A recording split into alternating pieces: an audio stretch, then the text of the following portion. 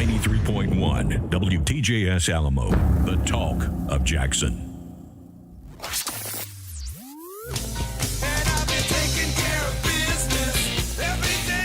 Welcome to the show where we uncover the blueprint of success and the business tools you need to achieve the American dream, helping people turn passion and dreams into money-making machines. This is Strictly Business with Chase Channel. Now, here's Chase. What's going on, Jackson? You know who it is. My name's Chase Channel, and this is Strictly Business. In studio, we have my favorite co-host, Uncle Sid. Woo, baby! Getting you to the wee whistle. The what is that? Whistle. Now, you've never used the word "we" in your life. What the heck made it come out then? I was just thinking about us being such a family unit that I'm like, it's definitely we. Please. There's no team and I with Channel, I'm going to tell you that. Oh, it's good to have everyone along. We have an action-packed show today where we're going to talk in the first hour about victim mentalities, and it's so common, and you know, Chase, it's such a plague that a lot of people don't even realize they are a victim mentality, and probably if they had a real friend that would tell them when they have that they're acting that way, they probably, if they heard themselves, would stop if they knew it. That people do it not knowing they're doing that. It's been programmed and don't realize it. We're going to talk about how it affects you in life, in your personal relationships and business. And then in the second hour, we're going to talk about how to fix it, which I think is more important because you say, okay, that's me. I'm a victim, but now what do I do to get around it? So we're going to talk about that. You know what I've noticed, and it just really drives me up a wall, and that's why I want to bring it up right this second, is the world's changed a little bit. See, I grew up kind of in the 80s, and I've told you it's a little bit different. You're an old soul, so you understand. But, like, back in the day, people, like, it just seemed, and I don't mean to sound like back in my day, but I do feel that way now, right? But back in the day, man, your friends would tell you when you were doing something wrong and would cover for you. Nowadays, everybody's so afraid of the whiplash of hurting somebody or offending somebody. People just go about their business and they get isolated and stare at their freaking smartphone the whole time, and they're not socialized. But it's funny, and I'm going to use this as an example, even though nobody wants to admit it, but we all have it. Dude, when somebody says, hey, man, you got a booger hanging in your nose, I'm like, you know what? Thank you. Hey, only friend in the whole crew right here. Thanks to the rest of you. Y'all are going to let me walk around, I'm one of the ones that would let you keep going. That's right. You would let me walk around because it'd make you feel better about I would yourself. even try to talk you into taking a picture to put it on Facebook. So I know you would. I know you. You make sure you'd introduce me to every girl, including your new girlfriend, that you could possibly do. That way it would prove I thought we weren't going to talk about that on air. We weren't going to call her contestant number 2. Oh, that's right. Yeah. There's something else that's important that we get out of the way because today is a big day for us. All right. This is the 20th anniversary for the Chase Channel show. Can you tell he's in a relationship when he starts keeping up with the anniversaries? I mean, what? It's a 20th show. That's a big deal. Oh, my God. It is a big deal. I love it. 40 full hours of content. Okay. All right. Do you buy flowers on the 30th anniversary?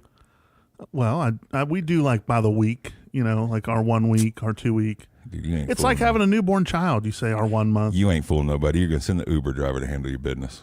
That's true.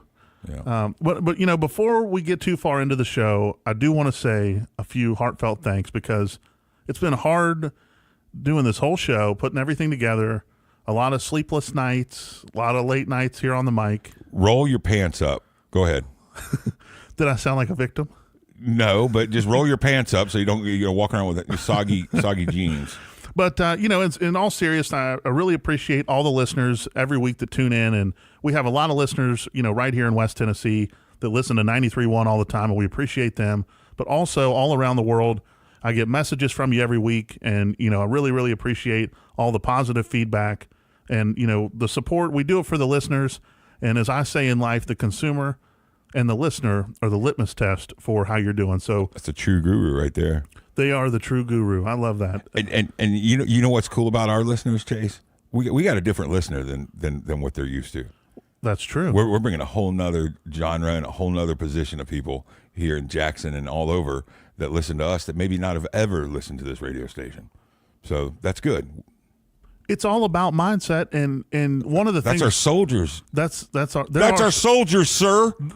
they are our soldiers. That's right. Ready to go into battle. That's right. For the Chase Channel and show. we're not leaving any of them behind, right? Well, one of the things you're going to get educated on today, and I can't wait till the second hour because the mind hack to me, and that's how I've been able to create so much success in my life, is through working through those mind hacks. Because Is the hack the first hack or the second hack? well, for me, it's the first hack, and then Well, how am I supposed to do the first hack if I don't know about the second hack?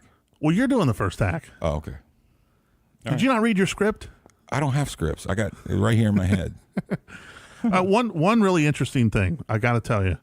On this day, in 2008, the Summer Olympics in Beijing becomes the most watched event on TV ever.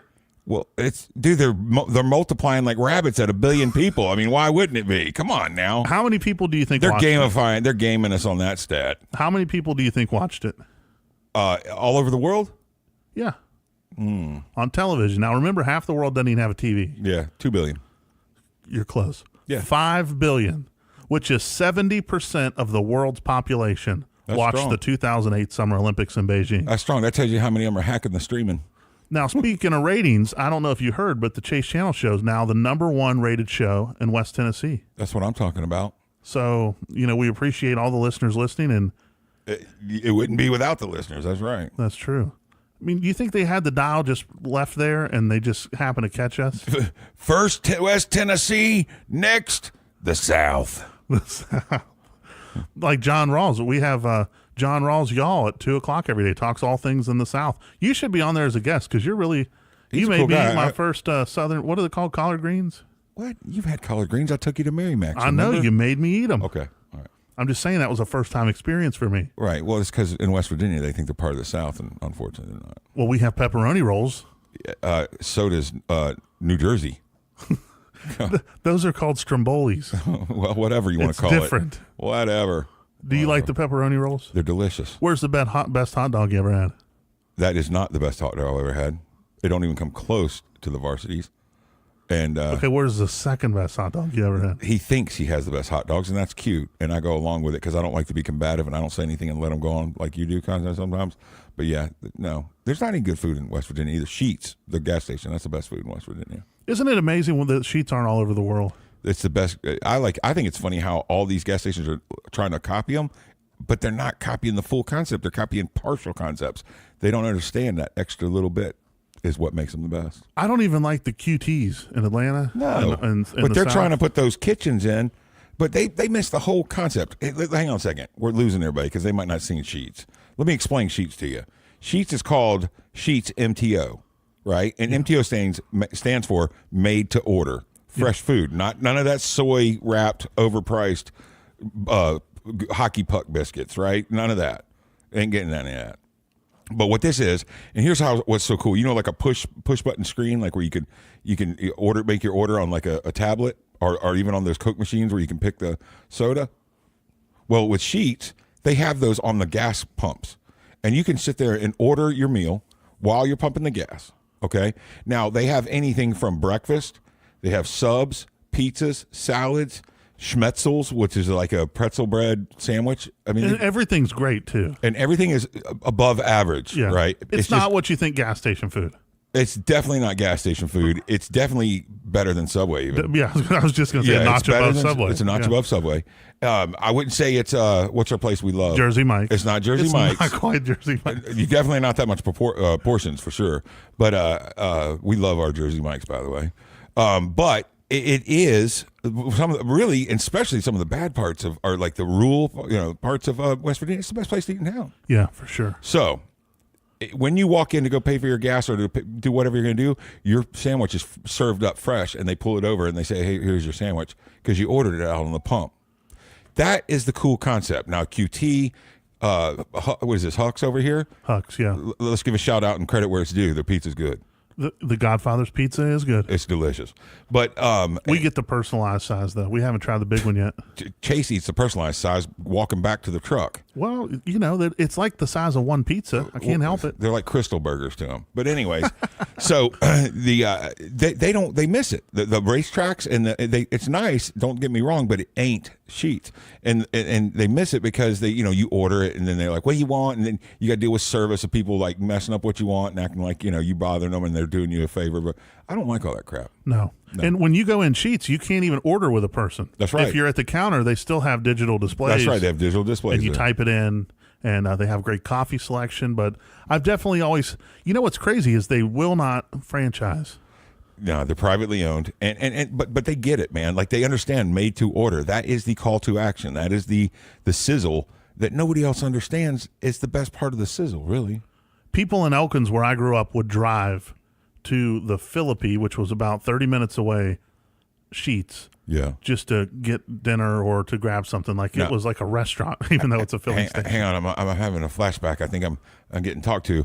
I do got to give a shout out real quick. The Mexican restaurant there is the second best Mexican restaurant I've had. One being the one in Duluth of which one, Clarksburg or the one next to the workout facility place. The workout facility place in the corner. In which town? And Bridgeport, yeah. Bridgeport, West Virginia. Yeah, and that gym's where the girl that used to drive the van worked. Yeah. Okay, that Mexican restaurant has killer queso. They got chopped jalapenos in it. It's delicious. It's the second best one next to El Torero in Duluth, right? But two, buddy, I can't believe we forgot about Tudor's Biscuit World. Tudor's Biscuit World. Dude, Tudor's Biscuit World is phenomenal, man. Yeah.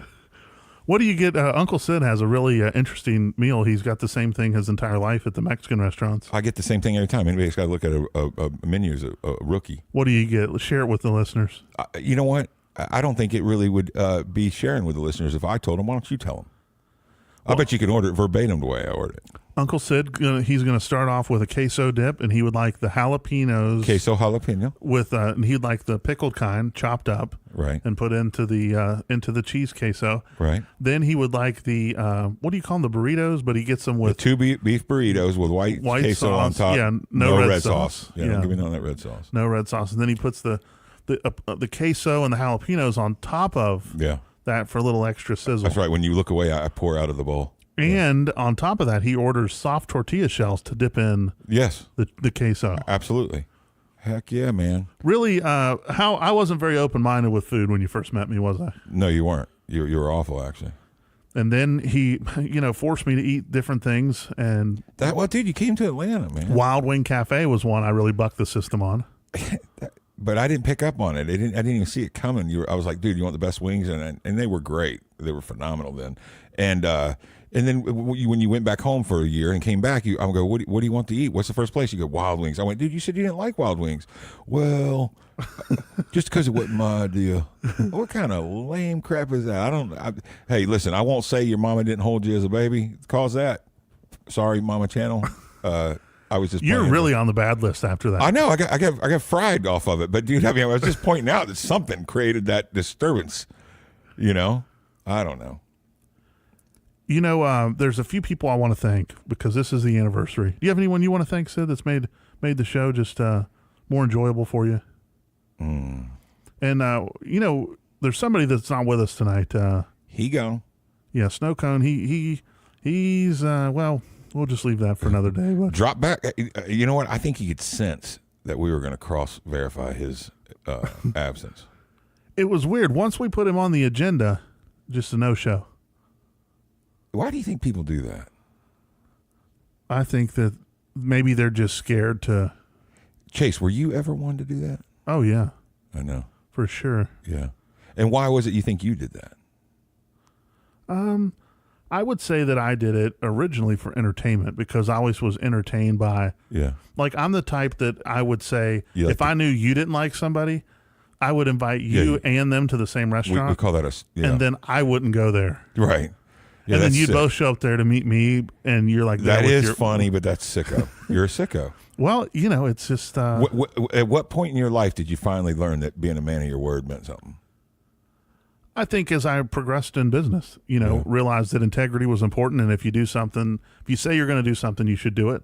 I learned that from you. Yeah. And what should you do if you borrow somebody's truck? Fill it up with gas. That's right. When you return That's it. right. Make sure Better it's clean. than the way you kept it. Better than the way you kept it. That's Life right. lessons Uncle Sid's taught me. Well, dude, I mean, it goes a long way, especially if you got somebody that converted you thinking that was funny to send two people that hated each other and not show up.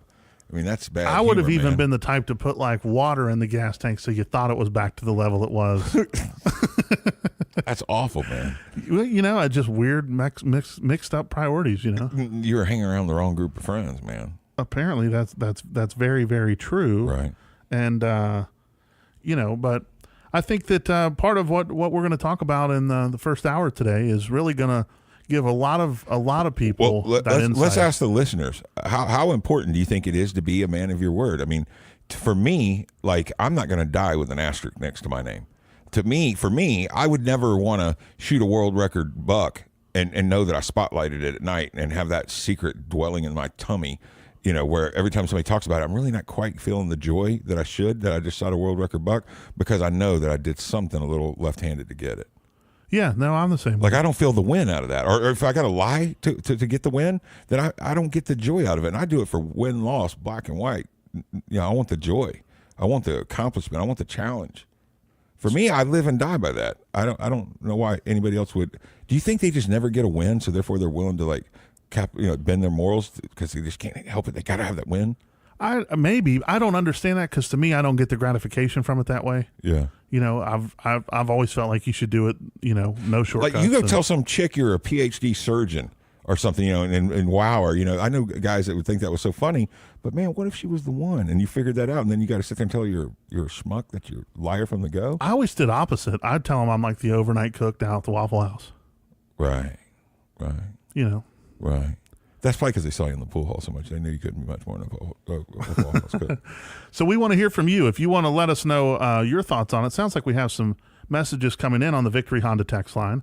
The number to text is 731-215-0158. We're going to take a short break. When we come back, we're going to answer some of these texts. We're going to talk about what you won't want to miss, which is... Hey, make sure you send in some text with some good questions, because we're going to get your mind right today. We're going to get your mind right. Don't be a victim. We'll be back right after this.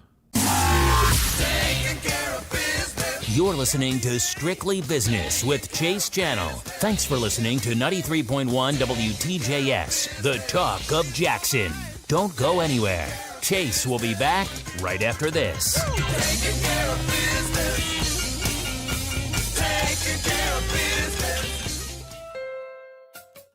What words come to mind when you think of Honda? Reliable should be one. Fun, that's a good one. How about stunning, comfortable, refined? I could go on, but there is one word that sums up every Honda. Quality. Because Honda was KBB.com's 2018 Best Overall Brand, and we worked hard to earn that honor. Because without quality, nothing else you call a Honda matters. So whether you choose the sizzling Civic, acclaimed Accord, adventurous HR-V, fearless fit, awesome Odyssey, conscientious Clarity, remarkable Ridgeline, polished Pilot, or sporty CR-V, you know you're getting Honda quality that's truly unmatched. In fact, we make sure of it. So visit your local Honda dealer and get into KBB.com's 2018 Best Overall Brand.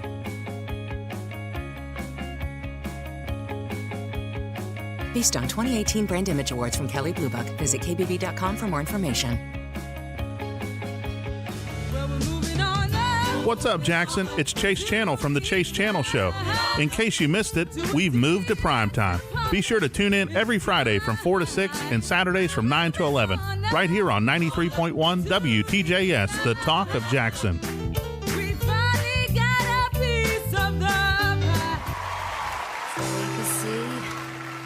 Right over there, sat on the stairs, stay or leave. The cabinets are bare, and I'm unaware of just how we got into this mess. Got so aggressive. I know we meant all good intentions. So pull me closer. Why don't you pull me close? Why don't you come on over? I can't just let you go. Oh, baby. Why don't you just meet me in the middle? I'm losing my mind just a little. you just meet me in the middle? In the middle, baby. Why don't you just meet me in the middle? I'm losing my mind just a little. So why don't you just meet me in the middle? In the middle. Oh, take a step back for a minute into the kitchen. Floors are wet, taps are still running, dishes are broken. How did we get into this mess? Got so aggressive. I know we meant all good intentions. So pull me closer. Why don't you pull me close? Why don't you come on over? I can't just let you go. Oh, baby. Why don't you just meet me in the middle? I'm losing my mind just a little. So why don't you just meet me in the middle? In the middle. Looking at you, I can't lay. Just putting out admission. Regardless my objection. Oh. And it's not about my pride. I need you on my skin. Just come over, pull me in just. Oh, baby. Why don't you just meet me in the middle? I'm losing my mind just a little. So why don't you just meet me in the middle? In the middle, no, baby.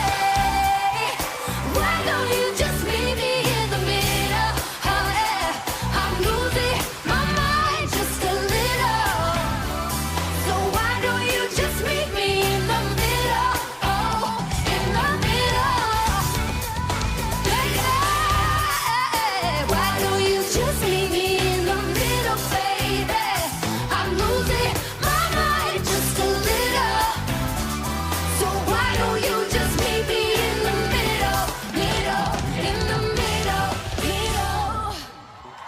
Middle by Maren Morris and Zed. You know, that's my favorite song. Dude, come on. You watch it on repeat. Uncle Sid's hanging out with us. We're talking about life and business and the things you want to hear about.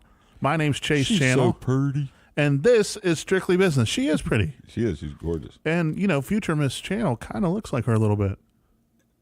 She does, actually. Yeah, I pointed that out. Yeah. She Yeah, does. just a better looking version. Now, is Future Miss okay, yeah, okay. I'm keeping them together, okay. Very funny.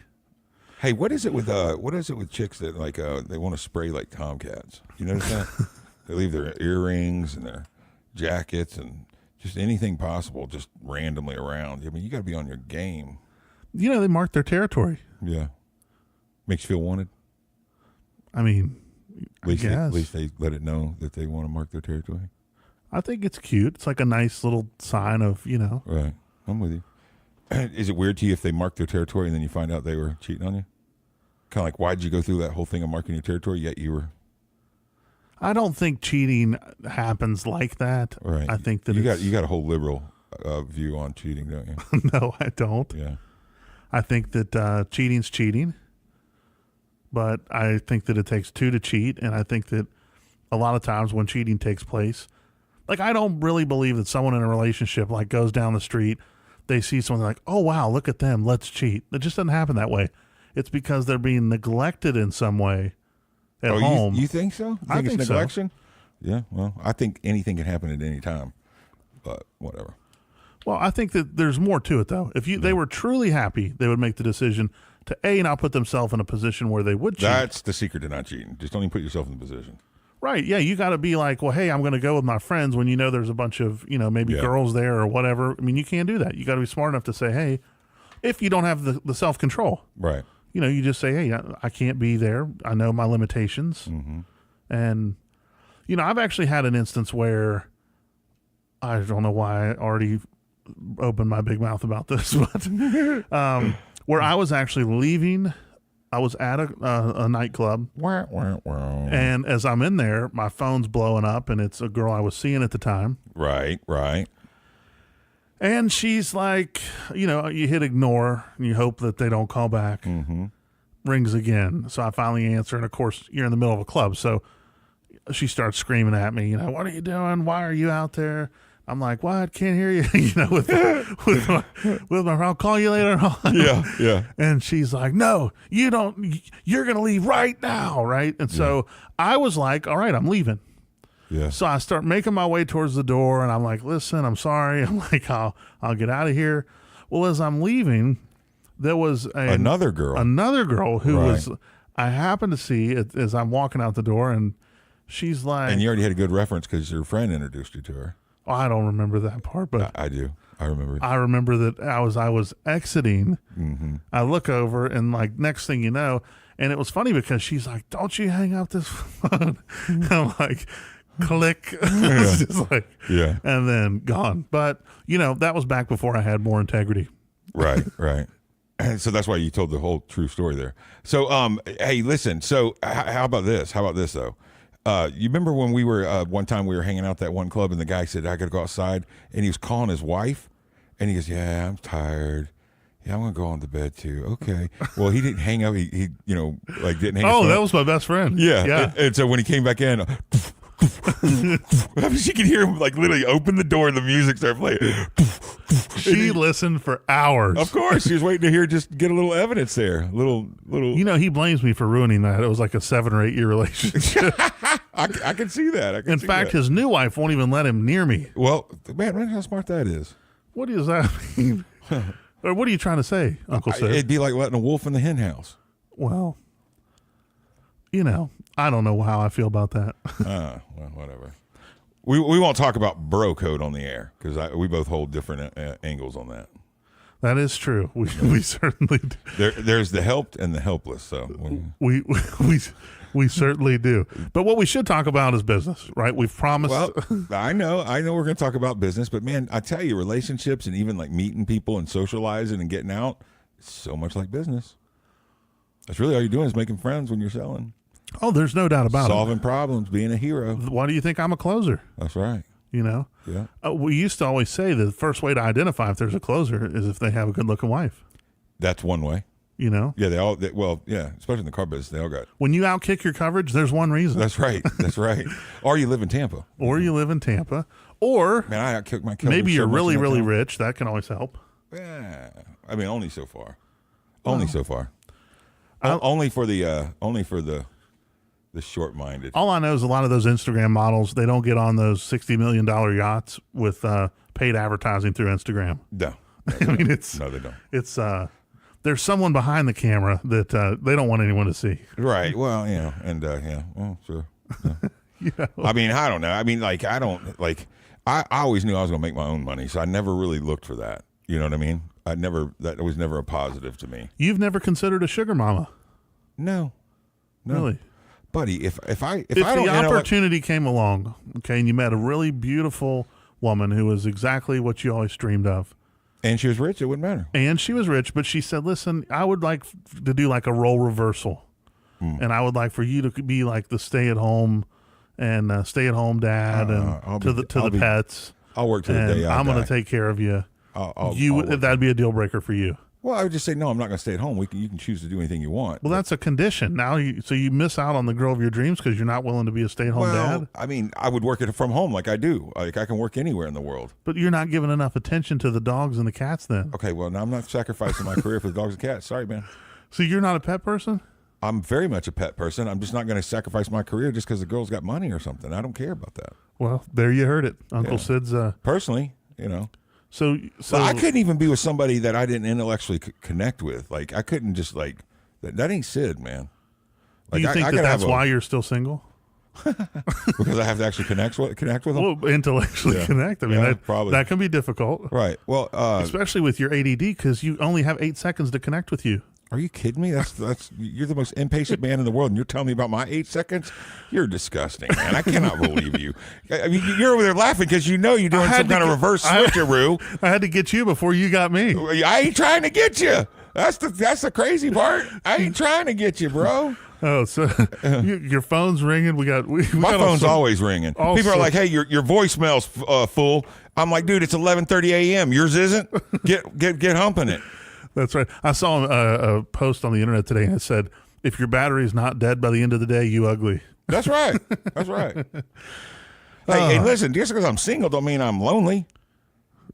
Well, you do. Yeah, I mean. No, dude, that ain't it, bro. I guarantee you I've lived more in my 44 years. If I died tomorrow, I would die with two lives of most men. So I'm not worried about it, man. I'm not in a hurry. I ain't rushing. I ain't missing nothing. I'm cool, man. That's why I drive the speed limit, which Chase can't stand. Well, Uncle Sid says that I rush him everywhere. You do. You're in a hurry everywhere. And I'm like, bro, we can pass the car with a double yellow line, but there's a red light there. I mean, are we really going to get that much closer to the place if we're both all stopped at the red light in 30 seconds anyway? But your car's in front of there, so then when it turns green, you can advance It further. ain't worth the hazard pay I should get for being your Uber driver. Hey, so go ahead and share, because most people that know me from like my local think I'm the wildest, drinkingest, crazy man in the world. Tell them why I'm the Uber driver. Uncle Sid doesn't drink. That's right. I don't. Well, I mean, I will drink. You are kind of the Marlboro man. You do smoke a little bit. I do, but I don't drink like I'm a recovered alcoholic. Don't drink. I don't drink because I choose not to drink, and I will have a beer once in a while. Well, some people are like, I ain't drinking 17 years and 8 months. I'm like, oh, cool. You got them chips? Hey, real funny, real quick. Hey, did you know when we'd go to my grandmother's and play poker, I thought they had American Airline chips. I thought their poker chips were like American Airline versions. I had no clue that those were AA chips. She had more white chips you could tile a bathroom with. You're not going to believe who just called. Really? You're never going to believe it. He's gone. Snow Cone's trying to call in. Snow Cone's melting? He's trying to call off. Hey, tell him the ice cream is melted. This party's gone. Oh. So we're talking about life and business, and we promised we would talk about being a victim. We're a victim with Snow Cone. Yeah, we are the victim with Snow Cone. And we've had some texts rolling in. We're going to get to those. If you want to text, we'll take those texts. The number to text is 731-215-0158. Uncle Sid's hanging out with us. You're listening to the Chase Channel Show. Every Friday, you can always catch us from 4 to 6 right here on 93.1. Or as always, we play an encore performance tomorrow morning. And that airs from 9 to 11, right after the Schofield Report, which I will say I love listening to Schofield. I love Schofield. On Saturday mornings. He does my the Schofield Report, and great coverage on sports for the week. So it's always enjoyable to listen to him, and he kind of gets me revved up and previewed and ready for the show. But now Snow Cone's texting in. Let's see what Christy or Terry's called me back after 3 days.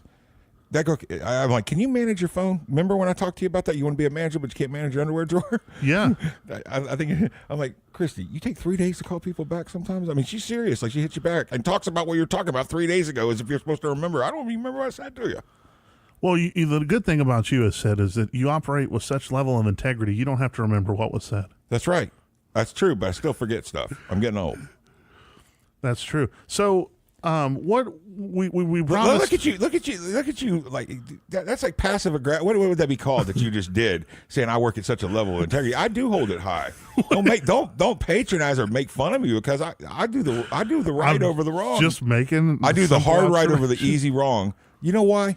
Because it makes you unique. Because everybody else does the other, and I don't want to be like everybody else. We're working our way to the 5 o'clock woo whistle. I'm the only one that'll woo. Well, I'm not a great wooer. Okay, I'm just going to. I'm just glad you called it the woo whistle. You've been calling it just the whistle lately. Well, it's because I don't do a woo. Well, if I say it's a woo whistle, people say, "What's the woo?" They expect an example. You know what? That shows your commitment to excellence. We need to get Vince Lombardi in here. Come on, Vince Lombardi. We promised to talk about life, business, and the things you want to hear about. You can text those. As always. We promised to talk about getting your head right, and that's what we're doing right now with Chase Channel. My head is always right. Looks like a pit bull. We're going to take a short break. When we come back, we're going to talk about. Can we commit that we'll at least talk about? Well, we're going to. We had to get our heads right first. And I had to apologize to Mama Channel for saying you haven't been held in your first 18 months. She said I was held a lot. Maybe that's the problem. Right. Okay. But if you want to get in on the action, you always can. Shoot us a text to the Victory Honda text line, 731-215-0158. We're going to get to those, and Snow Cone is just blowing up the text line. He's now saying I'm coming from Nashville. A new wind Do you think blows. he's a legend? Like basically, This time we're going to find out. payback's Stick for around to real. find out why Snow Cone is just no call, no show. I was going to do the movie voice and tell you what was going to happen to Snow Cone. Let's hear it. Nope. We're going to find out from Can't Snow have Cone, and Uncle Sid's going to talk about life as a victim. Hey, right now, text him back and say, good, pick up some Gus's on your way in. Seriously, let's just verify this man. That and much more right after this. See ya. You're listening to Strictly Business with Chase Channel. Thanks for listening to 93.1 WTJS, the talk of Jackson. Don't go anywhere. Chase will be back right after this.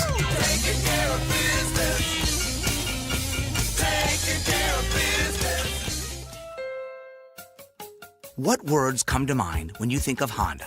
Reliable should be one. Fun, that's a good one. How about stunning, comfortable, refined? I could go on, but there is one word that sums up every Honda.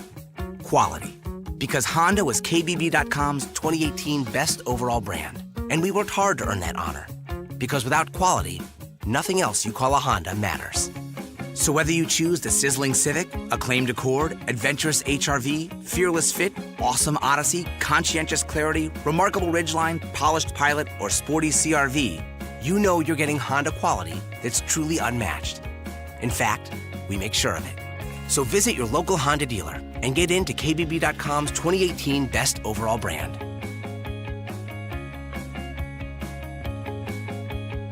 Based on 2018 Brand Image Awards from Kelley Blue Book, visit kbb.com for more information. What's up, Jackson? It's Chase Channel from the Chase Channel Show. In case you missed it, we've moved to primetime. Be sure to tune in every Friday from 4 to 6 and Saturdays from 9 to 11, right here on 93.1 WTJS, the talk of Jackson. We finally got a piece of the pie.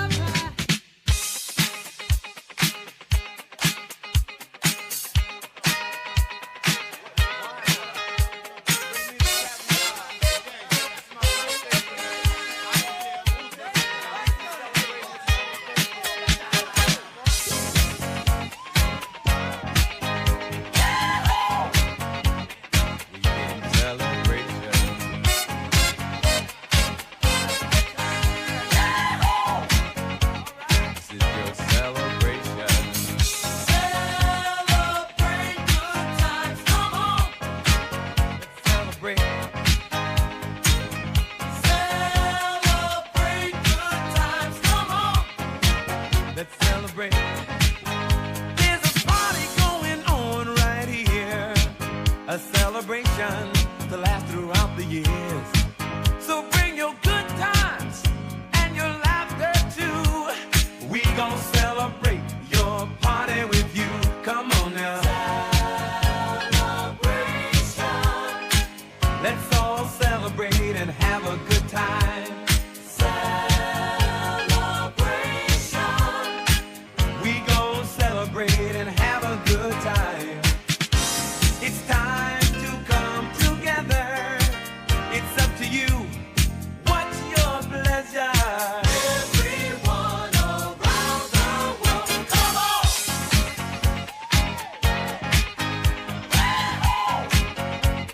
It's a celebration.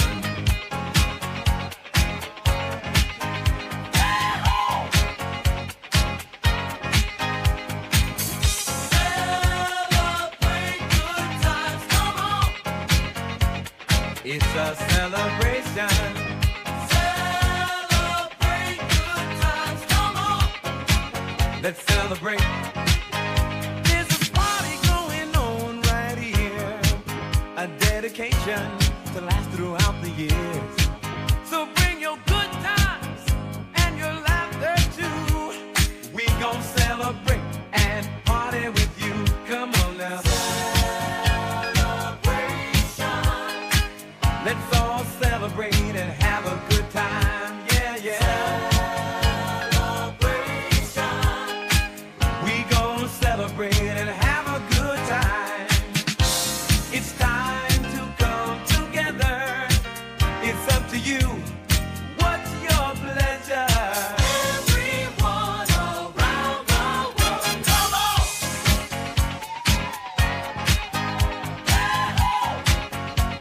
It's a celebration.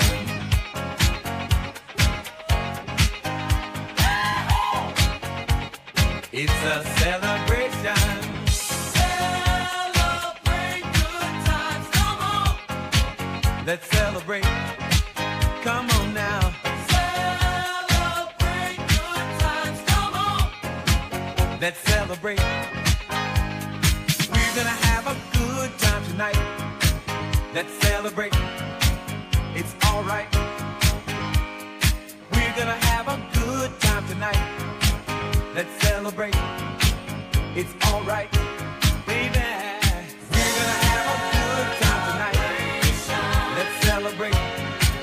It's all right. We're gonna have a good time tonight. Let's celebrate. It's all right.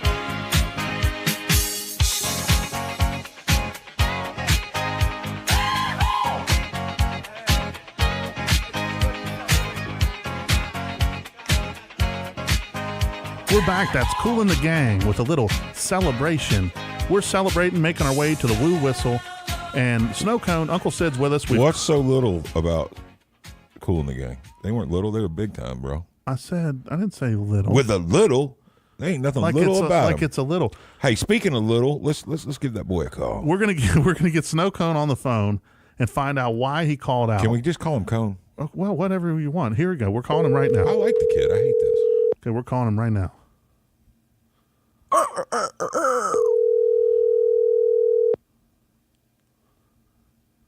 You think you'll have a good excuse?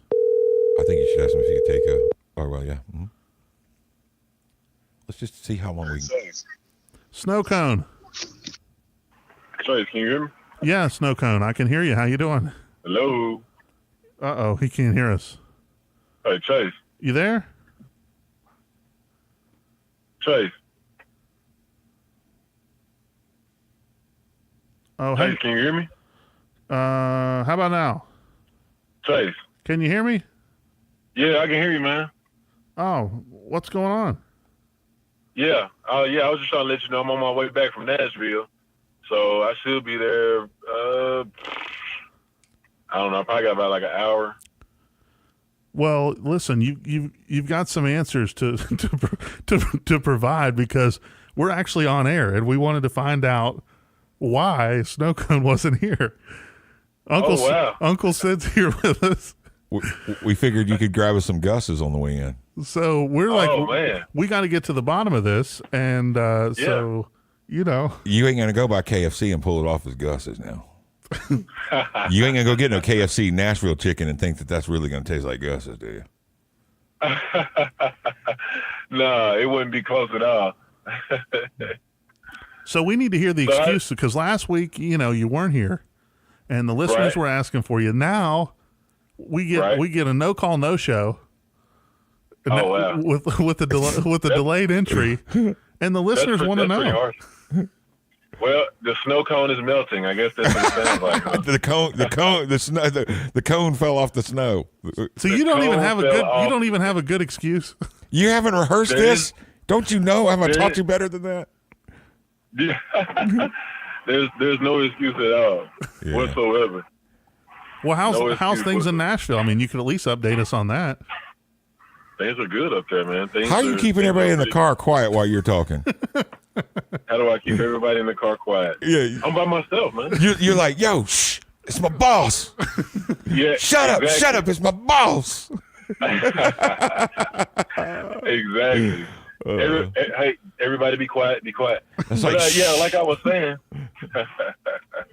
how's the show going? Well, I mean, I think it's going better now that we got, you know, at least we heard from you. Yeah, man, we just needed that third guy. We had to end up calling you on your phone as you're laying out in Nashville, man. Yeah, I know, man. Trying to. So here's the thing, right? Pull him over. Pull him y'all. over. What, are you getting I pulled got over? red lights behind me. I got red lights behind me. Oh, Let's geez. see how this goes. Well, listen, you're going to miss this week's, but do you think you'll be on time next week? I mean, You know what? It's starting to become my MO to be late, isn't it? Keep your hands on the 10 and 2 while we're talking to you, will you, son? yeah, we better let you deal with that. Let us know how the traffic stop goes, though. I sure will. All All right, man. Snow Cone. Hold it down, bro. All right, See all ya. right, guys. What do you think, Uncle Sid? I like the kid, and I can't help it, man. As bad as I wanted to fry him there, man, I felt sorry for him. I did. I felt sorry because he was digging. He was digging. Well, you know, we called him out. Yeah, but not really. We were nice about it. You were nice about it. What? You could have chimed in. Oh, I was chiming in. I was just letting you set the, you're his boss. I'm not. Well, I mean, I'm not his boss. I'm a wolf, bro. I'm That's a lone true. wolf. You are a wolf. Oh, you're right. So speaking about being a victim, let's talk about it. Okay. Because we promised the listeners the victim mentality, which I feel plagues so much of America. People it's their mindset. They ain't got their mind right, bro. Seriously. Like, the earth, the world, right? And just kind of think about this for a second. The world is designed to keep you average. You know that? Really, it is. It is, and it just is. And here's what happens. And a good friend of mine, and we'll mention his name, Ryan Stewman, who I respect and know very well, uses the term force average, and I think that's a perfect name for it.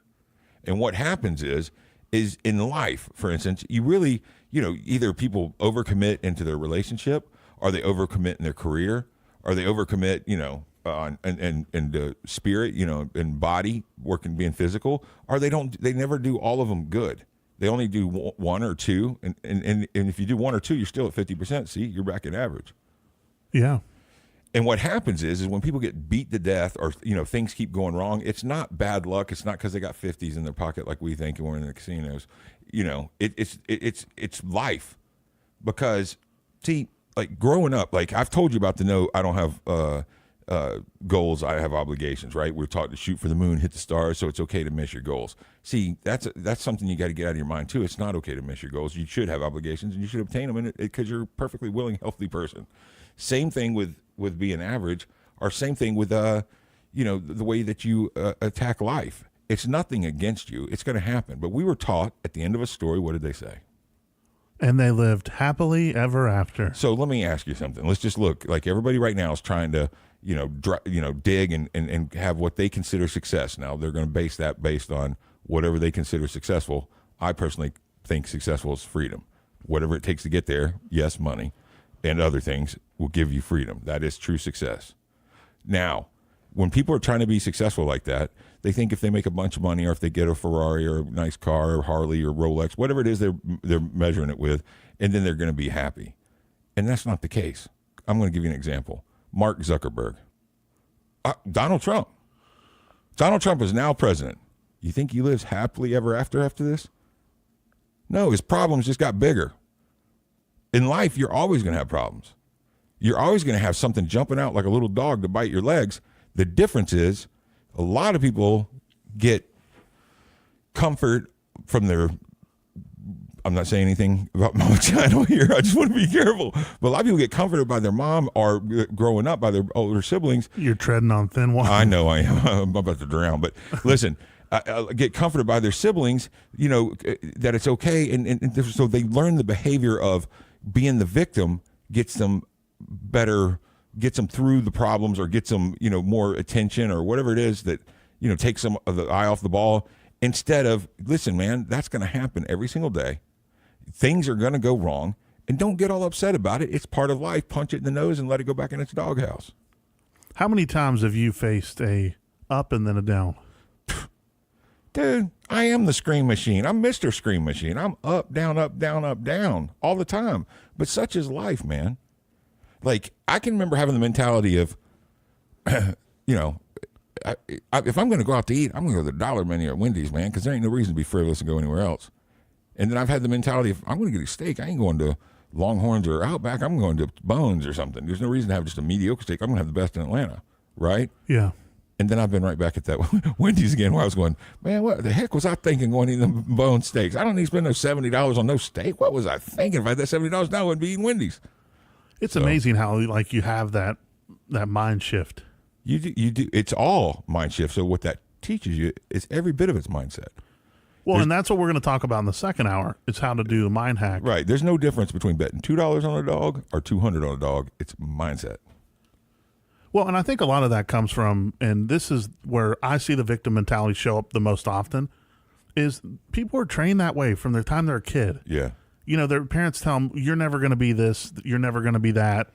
Yeah. You're going to grow up to be, you don't do what I told you, you're going to end up just being a drug dealer. You're going to be this, you're going to be that. Whatever. That stuff, the words are powerful, man. Words are extremely powerful. and speaking those things into people. And some people just don't know. They better. don't realize it. They're doing it because they're repeating what their mom and dad taught them or what they said to them. You know that happens. Why do you say that? I don't know. My mom always said it to me. They're not thinking what they're saying. Kind of like the liver. Yeah, the liver story. You're treading on thin water, Chase. Well, share with us. I'm going to. Since I tread on thin water, I think it's only fair that I share with you my problem. I confronted my mom, who I love to death and put on a pedestal for everybody to know. And the main reason why I do is because, man, I was that kid that couldn't be told nothing, and I was just so disrespectful until I was about 25 that I feel so guilty that I try and pay it back by putting my mom on a pedestal. Really, I feel like if I do everything in the world and shower with everything I can, maybe by the time she leaves this earth, I'll make up for those few years that I was the way I was. That's why I do that. But here's the deal. I said, Mom, and I wasn't putting her on the spot trying to make her uncomfortable, but I did want to know, why did y'all make us eat liver? I don't like blood organs. Didn't like it. Didn't want to like it. Like, I mean, I saw like physical butt whippings come out because we would, if I tell you to eat that liver, you're going to eat that liver. Dude, is it wrong to have an opinion? Is it wrong to like or not like something? Like, I don't get it. Why did, like, it was such a bad night. I would sit there and count the days down to it. If I was them, I wouldn't even want to eat the liver with all they had to go through in order to eat it. I wouldn't even have enjoyed it. Like, why did it come down to that? And she goes, I don't know. I guess just because my mama did that to me.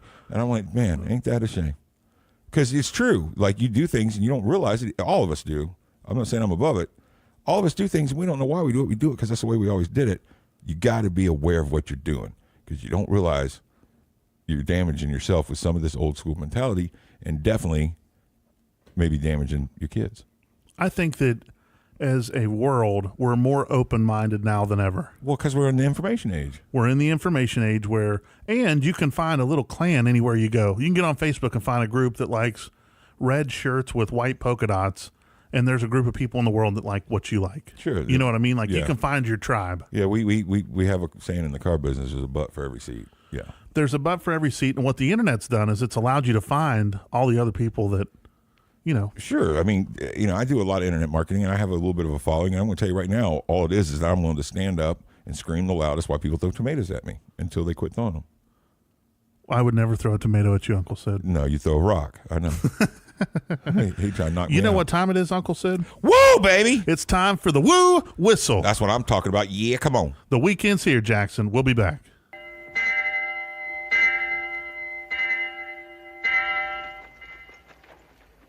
Quitting time. Who says it's quitting time? I said it's quitting time. I was the foreman. I was the one says when it's quitting time at Terra.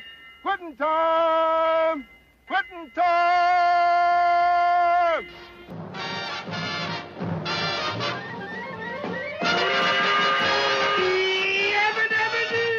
It's quitting time, quitting time.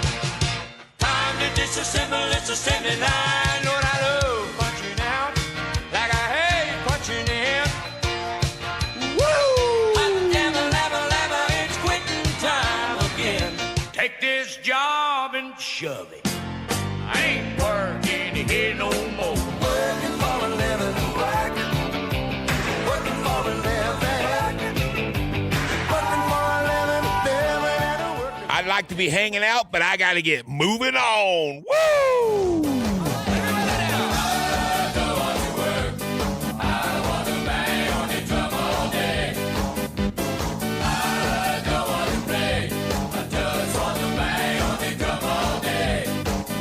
Everybody's working for the weekend.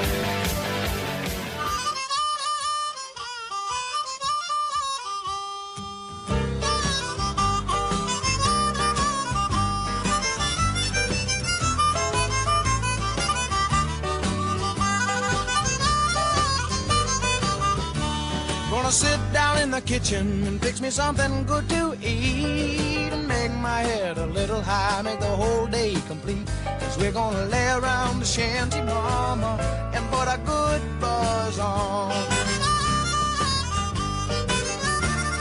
Well, pass it to me, baby. Well, pass it to me slow.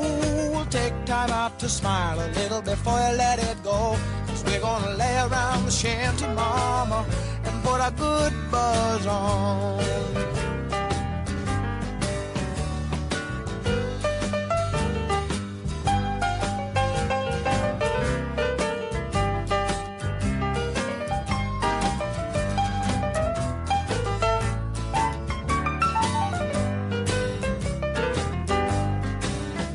There ain't nothing to do, and there's always room for more. Fill it, light it, shut up, and close the door. Cause we're gonna lay around the shanty, mama, and put a good buzz on.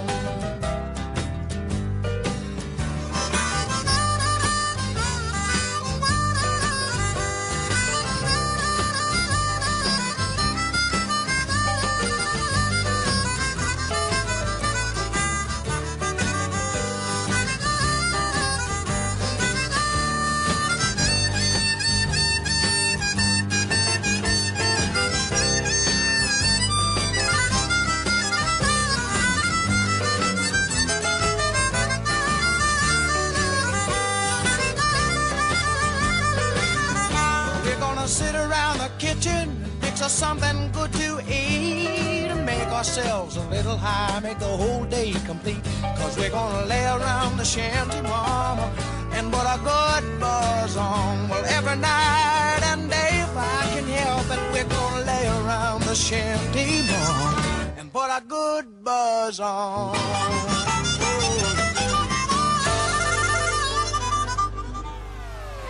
Nothing matters but the weekend. From a Tuesday point of view, like a kettle in the kitchen, I feel the steam begin to brew, switching to ride. It's gonna be a rock and roll weekend. From 8 o'clock when the show begins, get on the phone, call up all your friends. Tell them it's going to be a rock and roll weekend. Rock and roll. Man, I tell you what, that's the Woo Weekend. Man, there's only one way to change numbers, change anything, change your outcome, and that's to amp the energy up to the Woo Weekend, baby. It's getting on. Don't give us none of your aggravation. We're hiding with your discipline. Oh, Saturday night's all right for fighting. Get a little action in. I got sick of my job, sick of my wife, sick of my future and sick of my life. I packed up my car and I got some gas. Told everybody they could kiss my ass. I'm going to party town. Yeah, yeah. I want to party down. Yeah, yeah. I want to have some fun. I want to fool around. I'm going to party town.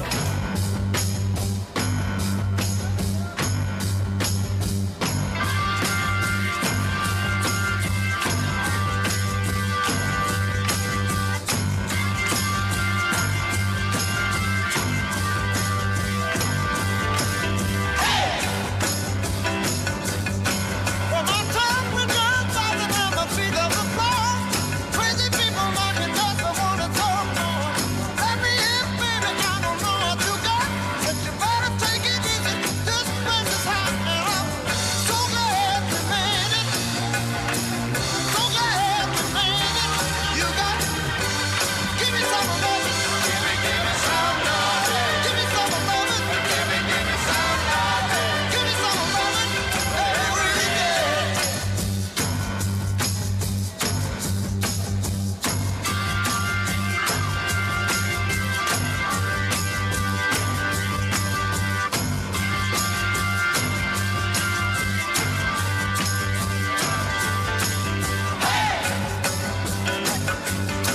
Well, I feel so good, everything is kinda hot. You better take it easy, got the place is on fire. Been a hot day and I had some work to do. We made it, baby, and it happened to you. And I'm so glad we made it. So glad we made it. You got I'm so glad we made it to Jackson. We've made it to the weekend. Friday, baby. Friday. It's time to go home to mama and relax. What are you doing for the weekend, Uncle Sid? Well, I ain't going to Cody's. Man, that was terrible, huh? I thought you were down there fighting with your women again. No, man. And for those of you who haven't heard, there was a shooting over the weekend. It's awful. Yeah. I don't think that it took place in Cody's. I think it was in the parking lot, from what I understand. Well, when you start firing them guns off, people don't realize that. When you fire one of them pistols with a full metal jacket, it's going through buildings, multiple buildings. It's the wrong. You don't want a Glock in a house to be self-defending with. Well, that's true. Have you ever been involved in a? Yes, you know that. Well, maybe we'll get more on that. Yeah. We got to take a short break. When we come back, we're going to talk about mind hacking and hear a little bit more about Uncle Sid's experience. We'll be back. You're listening to Strictly Business with Chase Channel. Thanks for listening to 93.1 WTJS, the talk of Jackson. Don't go anywhere. Chase will be back right after this.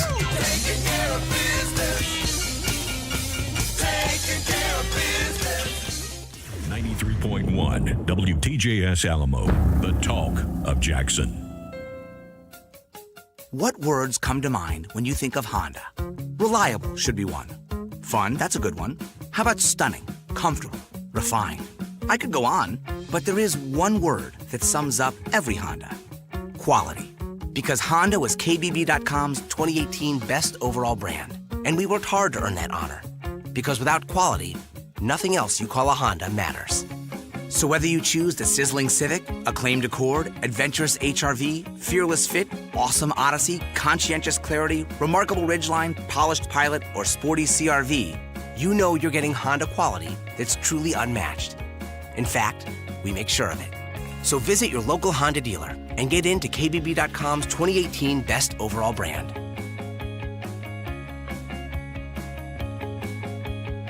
Based on 2018 Brand Image Awards from Kelley Blue Book, visit kbb.com for more information.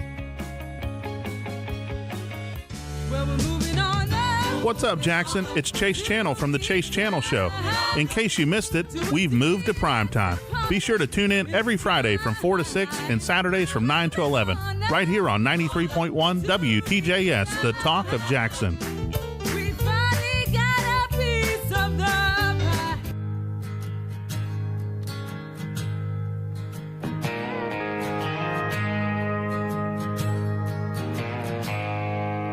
I cast no stones, and I build no walls, and I tell the truth. The truth comes to call, and I try to walk that narrow way. Sometimes I go over the lines and I won't make it back till the next day. But I cast no stones. What gives you the right to tell me my business? Good God, man, you're out of your mind. So put up your Bible. Oh, let me get mine. I'm not dragging the whole world to hell. You're wasting my time. I don't talk with Jesus as much as I should. I don't read that good book every day like I could. But I like to stop at the end of the day, and I pray that I hurt nobody. Somebody new found their way. And I cast no stones. gives you the right to tell me my business. Good God, man, you're out of your mind. So put up your Bible, or let me get mine. I'm not dragging the whole world to hell.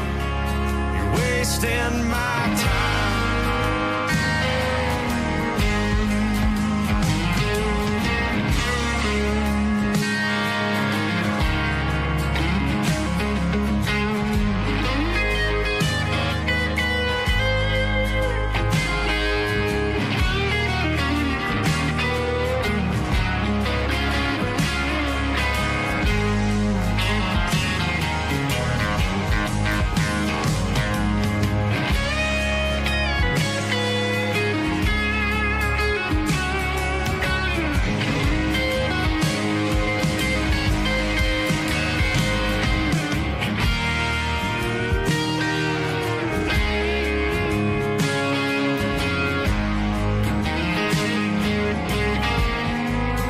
I cast no stones. What gives you the right to tell me my business? Good God, man, you're out of your mind. So put up your Bible, oh, let me get mine. I'm not dragging the whole world to hell. You're wasting my time. Say a prayer for me, brother, and I'll see you on down the line. Cast No Stones by Cody Jinks. What do you think of that, Uncle Sid? Cody Jinks is a man. That's one of the best written songs I've ever read. I love played that just for you. I appreciate it, man. So we played something that's been made in the last 2 years. That's good. Uncle Sid says I have an old soul. Old soul and music choices that you must have learned from your grandpappy. Well, I can't help it. I have That or your daddy. I have an unusual taste in music. No, you don't. You like good stuff. You just don't hear it until the second time because you're thinking about yourself the first time. Oh, very, very funny. I'm not trying to be funny. I'm being Uncle real. Sid's comedy tour you can check out. It will be in Jackson this weekend at Cody's. Make sure you tip your waitresses. We're talking about life and business and the things you want to hear about. If you want to get in on the action, you can. And in fact, we had a few text messages that came in. I got to point something out, though, real quick. Did you feel like he was stalling, like he couldn't hear you when you were calling in? I think he was contemplating on going on the I can't hear you excuse. Because all of a sudden he heard you. Well, I did adjust a knob on the mixer. And did he not stay on the phone longer than anybody you've ever met? Everybody hangs up before that. That was There's something going on. I guarantee he got a little nervous when we asked for the Gus's. He's like, man, there's no way I'm going to be there in an hour. I'm going to turn around, go back, drop her off, do this. I ain't going to make the Gus's. Where can I go to get the chicken that's going to taste like Gus's? I want to address a few texts that have come in. That's cool. Because I think these are important. Hey, who's with me on that? Did they think Snow Cone fell off the cone? If you think Snow Cone was, you think he heard me and he was just trying. I did turn a knob up and then he heard. So maybe okay. that's Well, you know, if you turn that knob up, everybody else with me. It sounded like he was about to go with the I can't hear you excuse. I'm not the perfect sound engineer. I'm just a pretty good one. Well, on the fly, you know. And then, so if you want to text us, you can 731-215-0158. There was an interesting one that came in while we were on break, and it says, if Uncle Sid is on the market, how can I get in touch with him?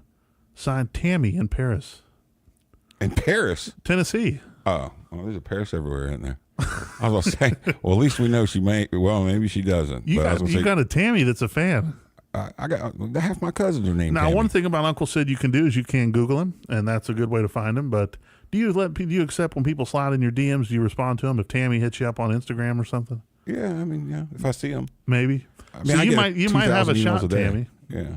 You just might have a shot. Now, there was another interesting one that came in. This one, I think, is even more fascinating. It says, love your show. You remind me a lot of my ex-husband. Was wondering why you never play any Elvis songs. Thanks, Priscilla. Really? Oh, that's a stage name. If that's her real name, I'll kiss your butt. I'm thinking we have Priscilla. Man, a reminder of her ex-husband. Man, she was hot, too. Bro. Some Elvis songs. You know, that is funny. We've never played Elvis songs. You think we should play some? Absolutely. Okay, a couple that are more important that I want to address I did wear some blue suede shoes this week, you know. You did wear blue suede shoes, and you could hear Uncle Sid. He was down at the old country store hanging out with Jimmy Duke and Brad and Schofield and the whole crew. Yeah. Making friends. Well, that's my buddies. Here's another one that came in. It says, I couldn't agree more. Nothing is worse than a victim. Get over yourself. I agree with that. Right. This one's kind of interesting. I'll see what you think about it, Uncle Sid. It says, you don't know what it's like coming from a perfect life. Easy to judge from your ivory tower. Saying that about you, I'm sure. Well, yeah, but you think maybe we found a victim? Yeah, right. I mean, right. Here's the good news. You sent that in. You're upset. You think we have an ivory tower, or I do, according to Uncle Sid. But the fact is, a hotel lady. You got to shed the victim mentality. Yeah. It's a choice. Yep. You either decide to look at life in a pessimistic, negative way, and everything that happens, it's because of something that happened to you, and you're so coddled, and everything's, or you say, you know what, bad things happen to everybody. It's all about how you react to them. It's definitely. And that's the mind hack that we promised to talk about in the second hour. It's such a choice. It's wiring of the brain. Not to mention holding that stuff in is like poison, man. I guarantee it's what causes cancer. Now, Uncle Sid, tell us about. We talked about the shooting that happened at Cody's. Yeah. And you've been through something that was traumatic, and and most people would be still talking about that as a victim. Well, no, man. I mean, I got girlfriends out of that.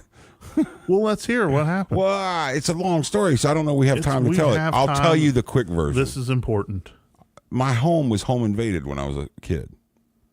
And, you know, so my father was a computer engineer, and he actually wrote and did, you know, the software. He worked for the Bell Company, but he did the software for Pizza Hut. You remember when you could call and put in your number, they knew where you lived? Yeah. That was like the first AI or whatever. You know, they're watching us. That was the first Big Brother or whatever. Well, so my dad wrote that program. And so we had a second phone line, not because we're cool as kids, which, you know, everybody wanted to have their own phone line to their parents, because back then to be on the phone, that was a big deal, right? You know, especially if it was with a girl, right? And so, and Christy was my friend. That's how I met her. That's how I got to know her so good, talking to her hours and hours and hours at night. But anyways, we had our own phone line, thank goodness, because when these people came in the door, they put a gun to my mom's head, who answered the door. And my dad jumped out of bed and grabbed his rifle and drew down on him. They had my mom, so, I mean, he obviously put the gun down, and they put him on the floor and commenced to robbing us. We had our own phone line because they cut the phone lines. Because we had our own phone line, we were able to get through and get to the police officer, or 911, my brother called, okay? And at the time, for whatever reason, it got called into a gentleman by the name of Chris C. McGill. He was a police officer, Gwinnett County police officer, and it was reported to him as a burglary. And see, a lot of people don't understand there is a difference between a burglary and a robbery. You know, most people, when they come home and all their stuff's gone, they're going, I've been robbed. No, robbery, man, is when you got a gun to your face. A burglary or a breaking and entering is when somebody broke in and stole your stuff and they're gone, you know. So it was reported to him as a burglary. So when he came up on the house, he walked up to the front door to look. He didn't call for backup or anything. And the guy was hiding behind the door and shot him in the face through the crack of the door. Oh, my God. With a .25 Beretta. Not a very big gun, but trust me, probably felt like a baseball bat. And I promised to give you the quick version, but let me tell you this. They were running to the house. You know, my mom kept going, just don't hurt my babies. So I'm sure my mom defended us a little bit because they thought that we were babies. We weren't. You know, we're 14 and 11, okay? Back then, you might remember that we kind of had what we called the mullet. And I was the master mullet, right? Because I was like, I thought I was Vince Neil, you know, I thought I was Nikki Sixx or something, right? And I'll never forget this, but the guy was up in my room right before the police got there, and he was standing over me as I was pretending to be asleep, and I honestly thought he was going to see my heart beating in my neck. And he yelled back down and said, hey, Tommy, or whatever the guy's name was, we got a girl up here. But he used the B word. As he's standing over the top of me, and I still act sound asleep, right? And right at that second, he goes, "The cops are here." So he ran back down. As he was standing over the top of me, and he dropped what was in his hand. Well, when he left my room, I looked to see what he dropped, and he had a whole handful of belts of my mother's. So you can imagine what he was going to do with those standing over the top of me. He was going to tie me up. And thought that I was a female, right? I mean, that would have been the worst. I'd been worse than Bruce Jenner, right? So, anyways, I have a soft spot for Chris C. McGill for showing up, and unfortunately, he got shot in the face for that. But anyway, so the guy ran downstairs, told the guy, hold him off in the front. He took another shot at the cops coming down the driveway. It happened to be at shift hour change, so every policeman in Gwinnett County came. He ran out the back, tried to get away. They tackled him and called him. My parents talked the other gentleman out of the gun, and you could tell he was the passive one. The one that ran first that shot the cop was very, very aggressive. And anyway, so they talked him out of the gun. Well, when they talked him out of the gun, my dad went around, and there's more to the story, but I didn't even hear the gunshot at the door. I heard 6 shots, and I thought that was them putting them in my parents on the floor. But what it was is when he went to run out the back door to get out of there, the cop that got shot in the face thought they were coming to kill him. So he pulled out his .357 and unloaded it. And guess where every one of them bullets went? Right through my room. Oh, my gosh. Yeah. I mean, because, and he was just trying to fend them off to keep them from coming at him. The guy wasn't even paying attention to him. But the 25 Beretta that shot him through the door, I didn't hear that. That's wild, right? That's crazy. But when I heard the 6 shots and you could hear the wall, the peg in the wall and stuff. I grew up in a log home, I thought that was the bullets going in the floor, killing my parents. Wow. And I can remember when I came down the hallway and looked over the banister, I saw my mom, and that wasn't them getting shot. I already knew they were shot. I just thought they were dead. And I remember thinking, man, I got a bad mama. Look at her walking around. Where did she get hit? Because she is bad, son. I really thought it was because she had some superpowers. Man, my mama is better than your mama. My mama said, literally. So, it's funny because that's exactly what I was thinking. But anyways, it was such a big deal, man. We went to go to school the next day. We couldn't get off the bus from the media. And they ended up naming a day after me and my brother and made a huge deal out of it. Everybody was like, "Thank you so much. My parents are buying me my own phone line now," because it got reported that was what saved people's my parents' life or whatever and whatnot. They made a big deal out of it because me and Steve played a cool head, and my brother did call the 911 and have the police come and all that stuff. And out of pure luck, it ended up not worse than it was. That is incredible. Well, so Mama don't meet a stranger.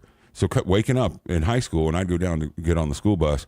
It was nothing to have 15, 16 Gwinnett County police officers over there checking on her, because they were worried because she was shook enough from, having a gun to her head and stuff. But, they're hanging out with her, and she would make them coffee. They'd all be drinking coffee, laughing and stuff. So, man, you want to talk about, couldn't get in trouble? I was a golden child. Literally, they'd bust like a high school party. They said, "Go sit over there. We'll give you a ride home in a minute. The rest of you are under arrest." I could do no wrong, man. That's cool. Yeah, it was cool, man. And dude, I met a lot of great mentors and officers that were on that police force at that time. Anybody that was on the police force in '86 was at my house because it hit two shifts. So it's funny. Even when I'd get pulled over, they go. I'd tell them, they're like, "I know you from somewhere." And I go, "Well, do you remember the thing on Oleander?" And they go, "Oh, yeah, I was at that. Man, that was my second year. I was, whatever." We always had common bond and got in their bowl and got out of the Diggit. That's really cool, man. Yeah, man. Thanks for sharing that with us. Yeah, no problem, man. It's, I've had to tell the story a million times, but I'll tell one more detail one day because there's a lot to hear and learn in it. So how do you go because a lot of, everyone faces problems, right? My problems are different from your problems that are different from someone else's. Well, some of us had traumatizing childhood. Some of us. We all have had something. Everybody has. I told my mama this even when I was a kid. I'm like, "Mom, nobody's perfect. We all, everybody makes halftime adjustments. Everybody's got the crazy uncle or the wacky aunt and the embarrassing cousin. Everybody has that. So don't be embarrassed. Your situations. You're not from the streets, man. You're not from Gwinnett. You don't know what it's like to be where I'm from. The struggle's real. Whatever, dude. Listen, they're all hard. They come in different phases. Trust me, whether it's in Hollywood or in Beverly Hills or here in Tennessee, problems are real for anybody, especially when you're a kid having any sort of disruption in your home. So, Quit thinking that your problems are special problems, because they're not. Here's what I can say is I had a pretty relatively normal childhood, and I still got problems. Right. Me too. Right. You know what I mean? Yeah. I mean, you know. Like well, it's, you know. Yeah. I mean, once again, you know, I know, see, in my heart, I know without a doubt my parents did the best they could, and I love them every day for it. And I wouldn't want to change a thing. But it doesn't mean that I shouldn't be aware and think of, man, I remember a few things that was said or made for me to believe that I will make sure I won't say to my kids if I ever grow up and have them one day. You know? Let me ask you this. If you have children one day, Mm-hmm. will you make them eat the liver? We're not going to have liver in the house. We're not going to have liver when Uncle Chase comes over. Oh, too funny. You know, one thing that was said to me that changed my life, and I'm glad that Dad said it, but it did. It just listen to this so you make sure you don't say this to your son. I was an artist, man. I drew for my mom. Like, my mom had T-shirts. We sold them all over the world. My mom opened her 2 stores or antique stores and stuff with these shirts that I drew the drawings of the bears, and I'd autograph them and all that stuff. Right? I was an artist. And I remember where I was standing when my dad was painting the wall in the basement, and I said, you know, he goes, "What do you want to do?" I said, "I want to be an artist." He goes, "Son, the only artists that make money are dead ones." And that second, I said, "Oh, I ain't going to be an artist." Right? That's off the table. And you know, Picasso has a quote that every kid is born an artist until he's told he's not. So let them open their minds and be creative. And man, if they want to paint their car, you see, man, I mess with my RV and stuff. People are like, probably think I'm crazy, but dude, you want to express yourself and make things the way you want them. And that's so important to be able to open your creative mind, because when somebody bashes you, you can't think out loud. If you're trying to be creative, to think of a name of a company or a name of a website, don't ever make fun of somebody's answers, because then you're going to close their creative side up and they're not going to be creative anymore. And that's awful. And when you are being creative, you are so vulnerable and so exposed. Like when contestant number 2 was singing the other night. That's why I said, man, that's so cool. You just opened up like that, because that's like looking through your underwear drawer. You know what I mean? It really is being, vulnerable. So don't pick at them, because, dude, it hurts. And they'll close up, and you'll Contestant number 2 being future Miss Channel. Right. I'm being funny by saying contestant number 2. I'm trying to get him in trouble. He knows he's got him a good one. She's awesome. I already love her. So, I mean, yeah. Good singer, too. She's very talented all the way around. Yeah. Yeah. I hate to see her leave, but I love to watch her walk away. I'm just playing, man. You know what's funny is talking about, you know, something that I think is important for everyone to realize is Uncle Sid and I, we throw business names and stuff off of each other constantly. Yeah. You know, website domains. Yeah.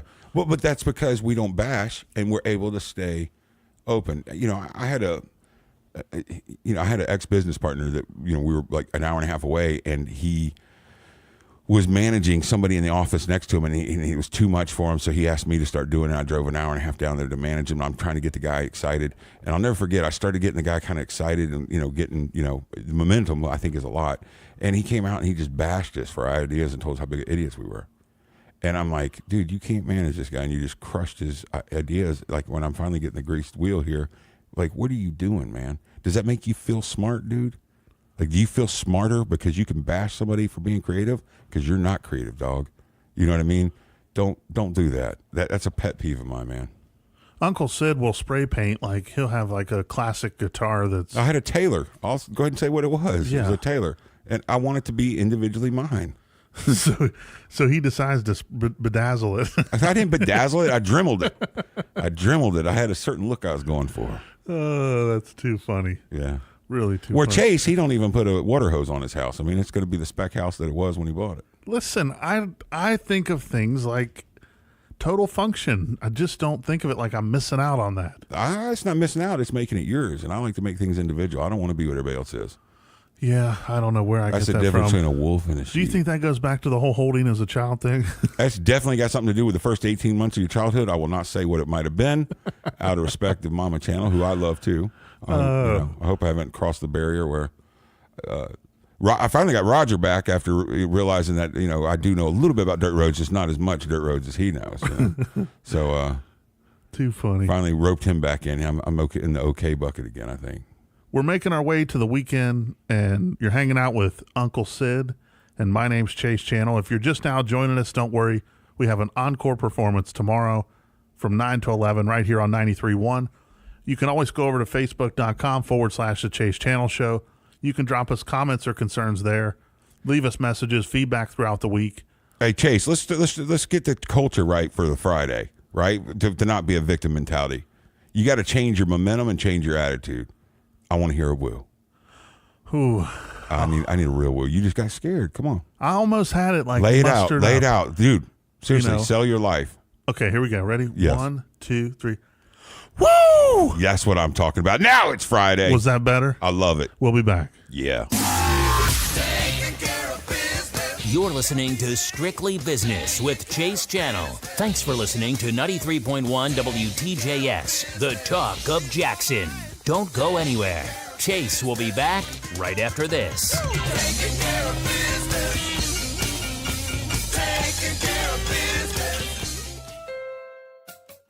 What words come to mind when you think of Honda? Reliable should be one. Fun, that's a good one. How about stunning, comfortable, refined? I could go on, but there is one word that sums up every Honda. Quality. Because Honda was KBB.com's 2018 Best Overall Brand, and we worked hard to earn that honor. Because without quality, nothing else you call a Honda matters. So whether you choose the sizzling Civic, acclaimed Accord, adventurous HR-V, fearless Fit, awesome Odyssey, conscientious Clarity, remarkable Ridgeline, polished Pilot, or sporty CR-V, you know you're getting Honda quality that's truly unmatched. In fact, we make sure of it. So visit your local Honda dealer and get into KBB.com's 2018 Best Overall Brand.